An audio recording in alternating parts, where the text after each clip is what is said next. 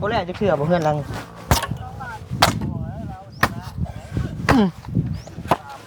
โยมพ่อ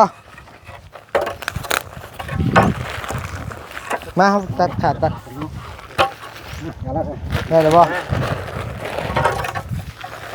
บ่แล้วบ่เศร้าจะเชื่อพี่น้องเลยหาเราพ่อแม่นังน้อยอยู่ไสพ่ออยู่บนอยู่คำมาแล้วเลยฮะพ่อบนอยู่คำมาแล้วพ่อบอลอยู่ค่ำอยู่ไสอยู่ค่ำอ้าวแม่ตำสากจะเห็ดพวงแบบนี้บ่เลยจึงได้พ่อน้องน้อยจะไปพ่อเจ้าอ้าวมาแรงนักประยอกไหมมึงเอาสิถามก่อนจะตำแล้วมาสัตว์อ่ะเขาใช้เมื่อกับเมื่อแล้วแม่ว่าบ่เละบ่ค่อยมักเจ้าว่านี่น่ะเลยโดยใช่พ่อยับเข้ามาใกล้ๆกันมึงดูแม่นแท้บ่แม่เพิ่นเว้าน่ะไปใช่น่ะเว้าน้ำลูกน้ำหลานก่อนนะ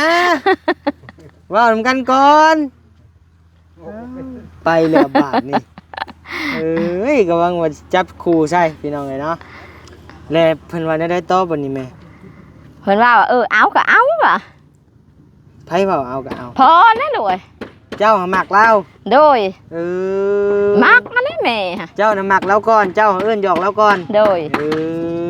จะมีผัวมาก่อนบ่เลยเจ้าเอิ้นโอ้ถ้าเขามีผัวเจ้าเดี๋ยวนี้จะปีแล้วแม่โอ้40เลย40ปีเต็มโดย40ปีนึง40ปีนี่เต็มเลยว่าลีนี่ก็ว่าลีนี่แม่สิเจ้าบ่นี้ก็เอิ้นบ่แม่นแล้วแม่ธนานี่40ปียังบ่แม่เจ้านะโดยบ่น่าเชื่อเลยพี่น้องเอ้ยไอ้เหย้าแม่เราหาได้40ปียังได้มันก็เริ่มแล้วหลายสมัยละ40 50ปีละบ่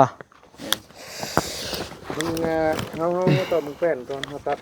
เอาส่วนมาคูณไว้ก่อนบ่พอหลายอีกแล้วกินน้อยเนาะพ่อเนาะ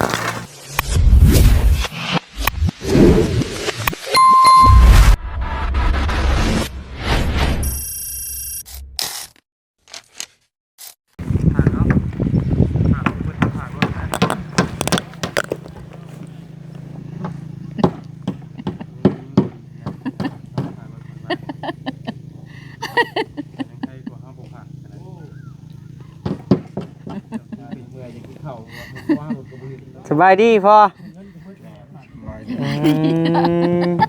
ใช่ดิเห็นหน้านิ่งคักแท้บ่หิมบ่หัวน้ำลูกแท้นี่พี่น้องเอ้ยหยอกเล่าเนาะพี่น้องเนาะกะพอได้มวนได้หัวน้ำเล่านี่แหละพี่น้องเอ้ยทางพ่อน้องน้อยกับแม่น้องน้อยนางจีบกันอยู่บ่นางจีบกันคือสาวขึ้นใหม่นี่ติเว้าได้จีบกันตอนแรกแม่จ้าเลยลูกบ่เอาขออนุญาตถามเฮ็ดจังได้จังมาเป็นคู่ครองกันจ้าเลยไปพ่อกันอยู่ไสตอนแรกพ่อฮะไปพ่อแม่น้องน้อยอยู่ไสพ่ออยู่บนอยู่คำมาแล้วเลยฮะพ่อบนอยู่คำมาแล้วพ่อบนอยู่คำอยู่ไสอยู่คำอ้าวแม่ตำสากจะเห็ดพวงแบบนี้บ่เลยจังได้พ่อน้องน้อยจะไปพ่อเจ้าอ้าวมาแรงนักประยอกไหมมึงเอาสิถามก่อนอยากหูความเป็นไปมานะจังได้จะมาเป็นแม่น้องน้อยพ่อน้องน้อยได้นะอันเจ้านี่ไปเฮ็ดเวียกตามซาดอยู่ไสอ่ะน่ะตามได้เดินเฮือนนะเดินเฮือนเดินเฮือนในนาแพกนี่บ่ฮะได้ความล้มลพอได้ล้มหูจักนี่แหละเนาะเจ้าเลยชั้นศาสตร์อยู่ในเฮือนในบ้านนาแพกนี้เลยพ่อน้องน้อยจึงได้จึงไปพ่อเจ้าพ่อน้องน้อยเลยมาแต่มาเล่นบ้านเลยบ่ไอ้น้องน้อยเนี่ยใช่ไหมเข้าป่าเลยเข้าป่าแล้วเรียบร้อยแต่กล้องกับจี้สิข้อแล้วเนาะดำเนาะข้อแห้งแหล่อยู่แหล่โอ้ยังไม่อันนี้เน็บสิข้อเจ้าฮันสิถามอย่าเคินนะเว้ยเถ่าเลยบ่เคินบ่เคินกับแม่กับเถ่าเลย ไผบ่ลูกนี่ หนีบใช่ นี่ฉันได้บ่ลูกนี่ เนี่ยหนีบมันน่ะมีคมเบิ่งหัวมันนี่ โอ้นี่บ่ลูก เอ้ยอย่า โดย นี่เนาะหัวแม่บ่จัก หนีบใช่เจ๊เยอะ นี่เนาะลูก เพิ่นมาตอนแรกเพิ่นเอื้อนหยอกนี่ได้นำแม่ บ่ เพิ่นว่าจะตำยังบ่ซัดคันสิเมื่อก็เมื่อแล้วแม่ว่าบ่แล้วบ่ค่อยมักเจ้าว่านี่น่ะเลย โดย ใช่พอยับเข้ามาใกล้ๆกันมึงดูแม่นแท้บ่แม่เพิ่นเว้าน่ะไปใช่น่ะเว้าน้ำลูกน้ำหลานก่อนนะเว้านำกันก่อน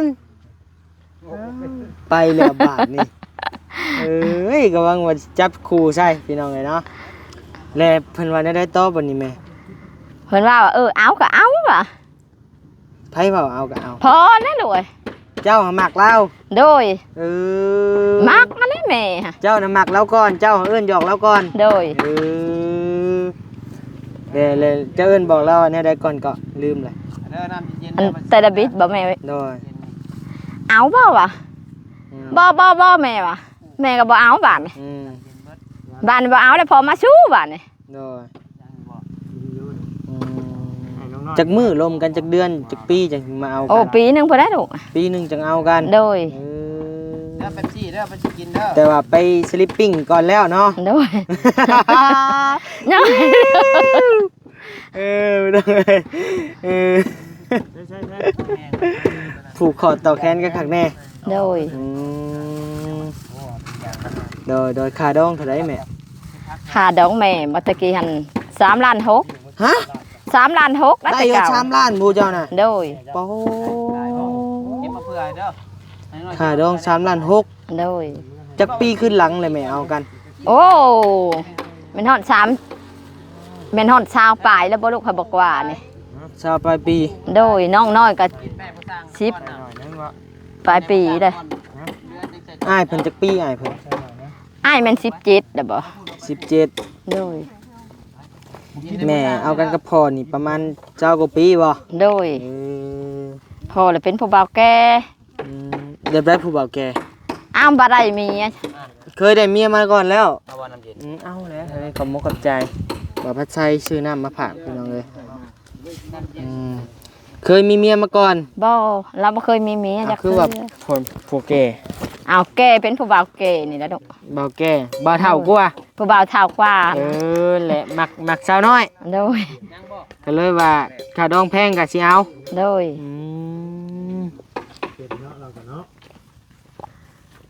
เรื่องบ่ยาวไข่เนาะ ป้ามีแห้งน้ำเย็นแล้วเอากันจักปีจังได้ลูก โอ้2 ปีพ่อแม่จังได้ บ่ ลูก 17 18 ถ้าอยากกินนิดหนาวเด้อ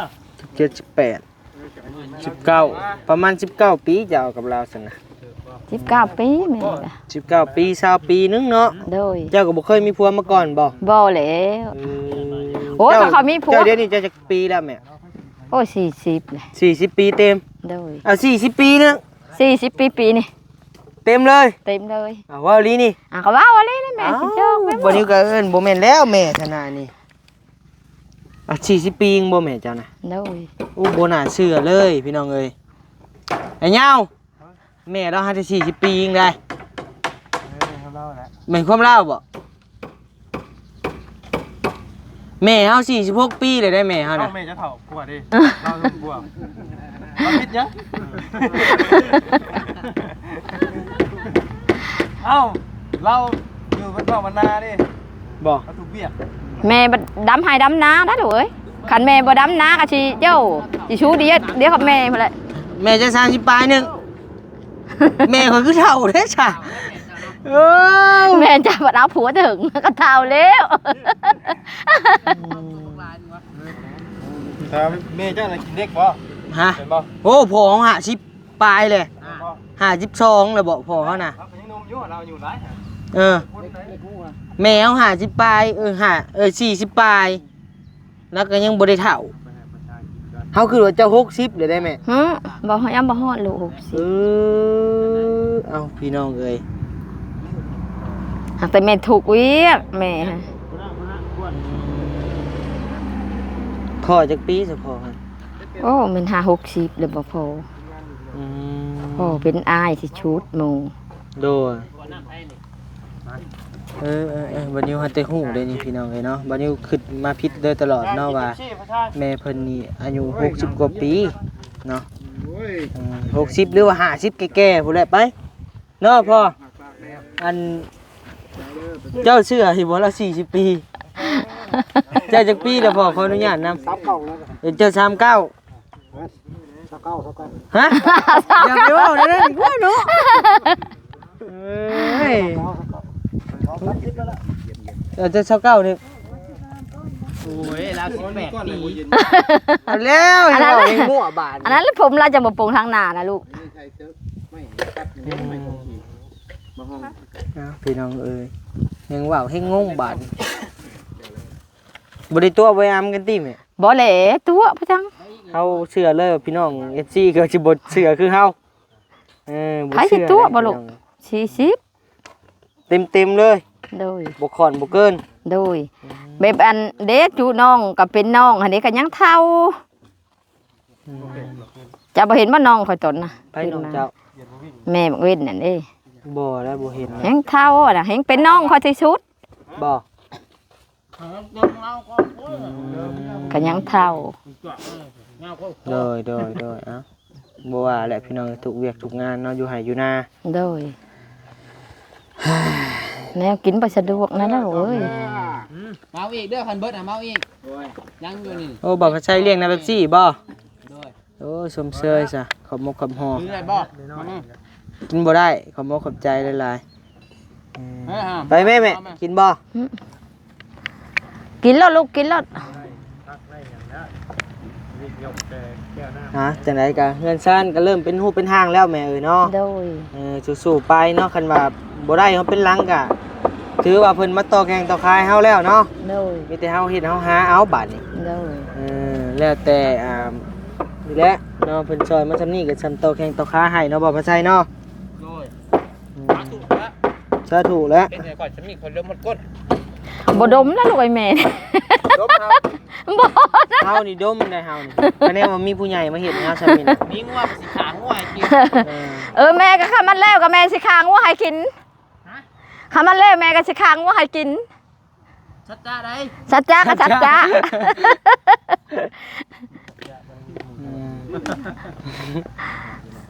แล้วก็ได้อ่ะเก็บที่บนฟังอ่ะพยานเจ้าบ่เท่าไรอ่ะ เออ บ่มาใช่ข่อยบ่เชื่อตั้งแต่ห้องน้ำแล้วเลยคั่วหมูให้ข่อยกินน่ะข่อยบ่เชื่อในต้นนั้นแหละ หมูแห้งไปละเดิน นั่นแหละเด้อ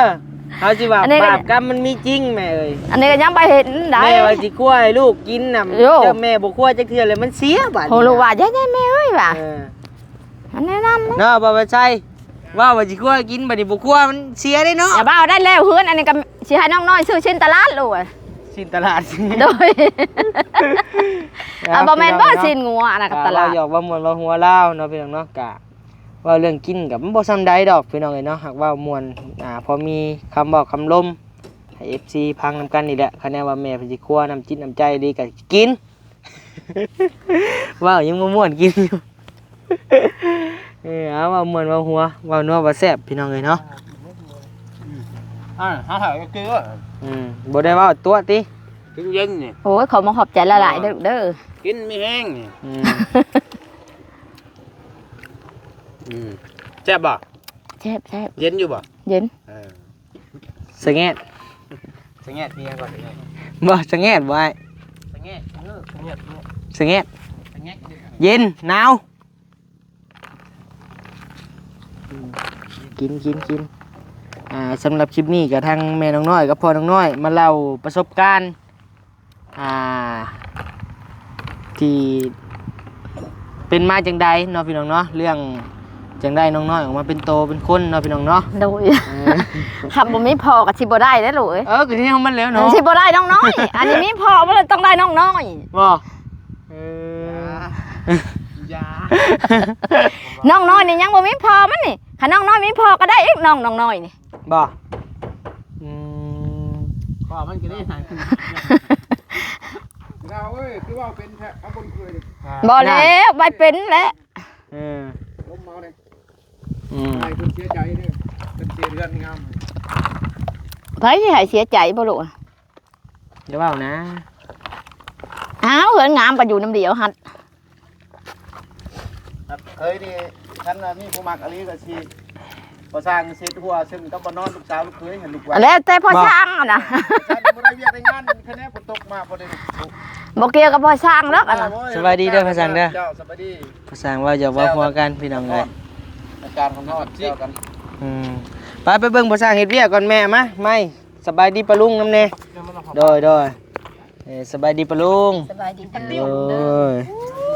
สู้ๆต่อไปเด้อเนาะเพิ่นต่อแข่งต่อขาให้แล้ว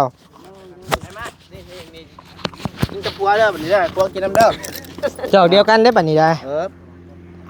กันพ่อหอมแก้มกับหอมเราได้บัดนี้ได้ โอ้ยเท่าแล้วก็บ่หอมได้ด้วย โอ้ยแห้งเข่าแห้งหอมเขาอ่ะ โอ้ย กินข้าวแห้งมันบ่ แห้งเข่าแห้งมัน มันบ่แม่นได้ผิดแนวข่าวนะแซงนะลูกเอ้ย ใส่ป้อนกันมึงดู อ่ะ ป้อนอ่ะ อย่าจับไม่พอพิษกับลูกโลดจะจับนะหยอกแล้วพี่น้องเอ้ยแซวคนเฒ่าเนาะเชื่อเลยว่าสมัยยัง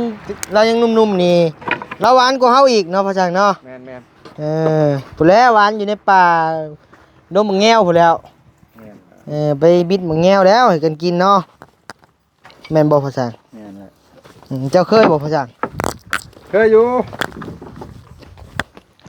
มันก็ลืมแล้วหลายสมัยละ40-50 ปีละ บ่ มึงเขาตอนมึงแป้นตอนเขาตัดเอาส่วนมาคูณไว้ก่อน พ่อช่างพูดได้นี่รับหลายลูกแล้ว เบิ่งพ่อจังเฮ็ดงานพี่น้องเอ้ยเนาะ เข้าเป็นคูณนะ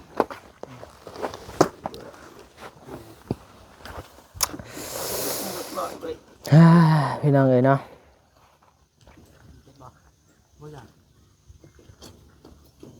คูณขี้ดินเอาบ่พ่อจัง คูณกี่ดินเลย มันสบายเนาะบ่ตัดไม่แป้น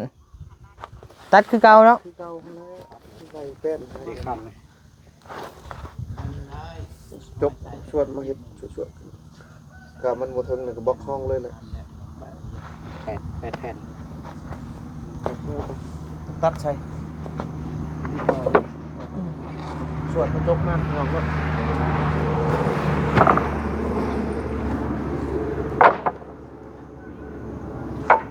จะมีเทลูกเดียวเดี๋ยวผมพ่อเลย ถ้าเทหมื่นบาทเดียวเนาะ ประเทศตัวนี้ตัวที่พ่อมือฮะประเทศตัวนี้มือพ่อ โอ้เฮาว่าดินทรายแห่นี่พ่อบ่พ่อจัง กับประเทศตัวนี้บ่พ่อแล้วมือแผ่น ซื้อมาเพิ่มจัก2-3สอบบ่ เอาประมาณ4ช็อปไป เพิ่มอีก4สอบแห่เนาะทรายเด้อจ้ะพ่อจัง ใช่นี่จะพออยู่ เอาแห่เนาะจัก4สอบเนาะ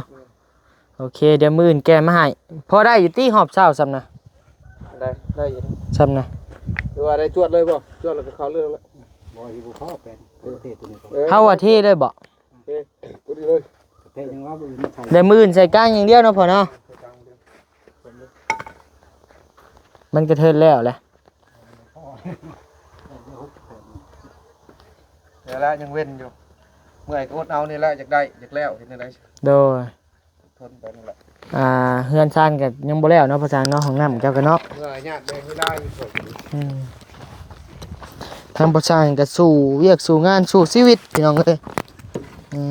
สุดๆเลยคือพี่น้องเห็นนั่นแหละ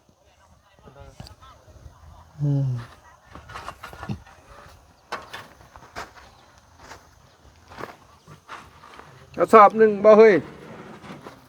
บุฟเฟ่คือว่าสอบหนึ่งหรือว่าปูนฮะขนาดนั้นเอาปูนเขียวลงมาเลยก็ผสมกับตัวนั้นน้ำ พี่น้องบีบนานมุนบีบดอก เดี๋ยวทางภาษาสิเทคานเลยพี่น้องเลย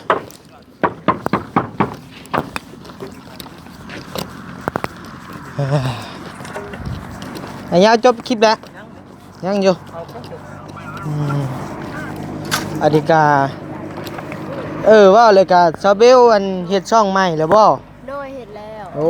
ชื่อแนวใดน่ะชื่อเสียงเรียงนาม ชาแนล อะไรหรือ น้องเบลชาแนล น้องเบลชาแนลภาษาไทยหมด แม่ภาษา อื ไทย มบ่ โดย แต่เบานิ้วเหรอเบานิ้วเนาะนี่สะพานบุญ บ่นิวชาแนลก็มีพี่น้องเอ้ยเนาะฝากไปติดตามแน่พี่น้องเอ้ยบ่ได้ลงคลิป3 เดือนแหละ จังได้ก็สู้ๆเนาะซาเบลเนาะ โดย สู้ไปนำกัน สาวเบลชาแนลพี่น้องเอ้ยเนาะยูทูบเบอร์หน้าใหม่นะพี่น้องเนาะ โดย คู่สมรสของบ่าวพัดไส้เด้อพี่น้องเด้อเนาะน้องสาวใหม่ไฟแรงพี่น้องเอ้ยเนาะก็ฝากติดตามไปนำกันเด้อพี่น้องเอ้ยเนาะว่าง่ายก็มาเป็นอีกหนึ่งแห่งสะพานบุญนำกันนะพี่น้องเนาะ โดย ก็นี่แหละก็ดีใจนำนะพี่น้องเนาะที่เข้ามาในวงการนี้ก็เริ่มสิหายากแล้วพี่น้องเอ้ยเนาะทีมงานยูทูบเบอร์สะพานบุญเฮาก็ได้เชะ หมาค่ะเด้อยันบ่คือหมาจริง เจ้าก็เบิดบ่นั่งนำแม่เนาะเป็นนั่งในแดดเนาะยับมาเข้าห่มพี่น้ำลูกน้ำหลานพี่ ๆบ่เด็ดแล้วน้อง อืม เกินกล้องบ่แม่เกินกล้องบ่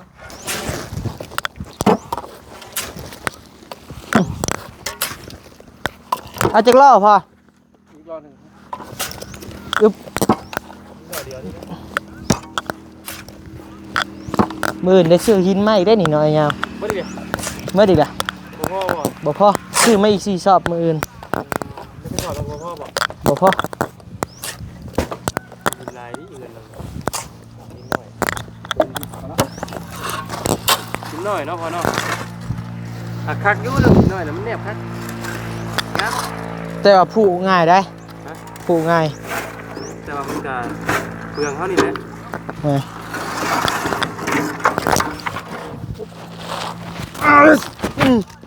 เป็นจังไดวะ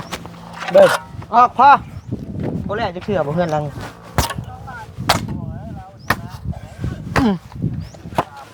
โยมพ่อมาครับตัดขาดตัดได้แล้วบ่บ่แล้วบ่เศร้าจะเชื่อพี่น้องเลย ป่าหน้าเรา จะมีป้าบ่พอ บ่มีต้องถามหาน้องก่อนจะมีน้องบ่ครับ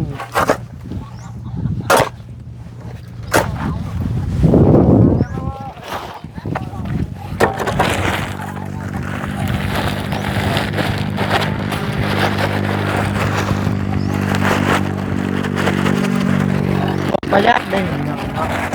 เดี๋ยวมาเอาปูนเขียวราคาถูกมาปูนกับปูนแดงราคาแพงไงพี่น้องเอ้ยสมมุติว่าสิเอาแดงมาเลยนี่มันกะได้เอาปูนแดงมาเลยราคาก็สูงแน่นะ สูงบ่ถือแท้นี่ปูเขียวเฮานี่กัน ปูนเขียวกับ85ปูนแดงกับ90คือเงิน5,000 มา แม่ เนาะ มาเฮาอีกก่อนเก่งดิ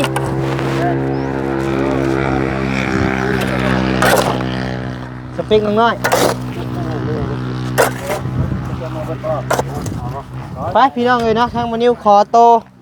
จบคลิปไปเพียงสำนี้ก่อนเนาะพี่น้องเนาะจังไดกะฝากติดตามชมไปนำกันในเด้อพี่น้องเด้อเนาะสำหรับคลิปนี้อยู่ดีมีแห้งพี่น้องเอ้ยสบายดีบ๊ายบายพอสบายดีบ๊ายบายเพิ่นเนี่ยโดยบ๊ายบาย ตรงยางบ่ได้มี